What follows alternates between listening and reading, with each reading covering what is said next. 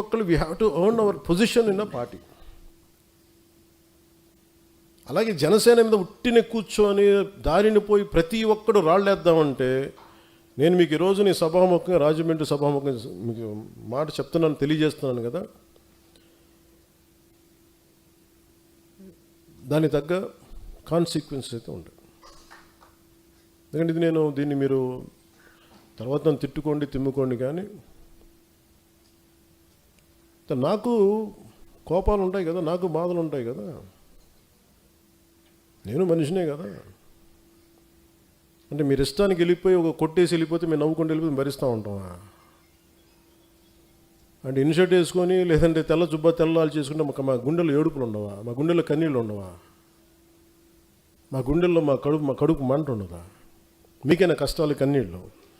మీరు ఎవరినైతే అనేసి వెళ్ళిపోవచ్చు, మేమేమో ఎవరిని అనకూడదా? కౌంటర్స్ కూడా ఇవ్వకూడదు, భరించాలా? దేనికి? మేము రాజకీయాల్లో ఉన్నామన్నా, అంతకుముందు మేము యాక్టింగ్లో ఉన్నామన్నా, అంటే పేరు ప్రఖ్యాతులు మేము చేసుకున్న తప్పు, మేము వచ్చింది మాకైనా శిక్ష అది. రోడ్డును పోయి ప్రతి ఒక్కడు ఇట్లా అంటామంటే మేము ఎందుకు కూర్చుంటాం, ఎందుకు భరిస్తాం? మేము భరించినంతకాలం భరించాం, చాలా కాలం చెప్పాను, చాలా సంవత్సరాల క్రితం చెప్పాను, భరిస్తాం, సహిస్తాం, అవసరమైతే తాట తీస్తాం అని. ఇది నేను సరదాగా చెప్పలా, అదేదో సినిమా డైలాగులుగా చెప్పాలి. నాకు ఉన్న చిరాకు విసుగు, ఎందుకంటే చాలా సగటు మనిషి కోపం నాది. భరించి భరించి భరించి ఎంతకాలం భరిస్తాం? దేనికైనా హద్దు పొద్దు ఉండదు ఎవరికైనా.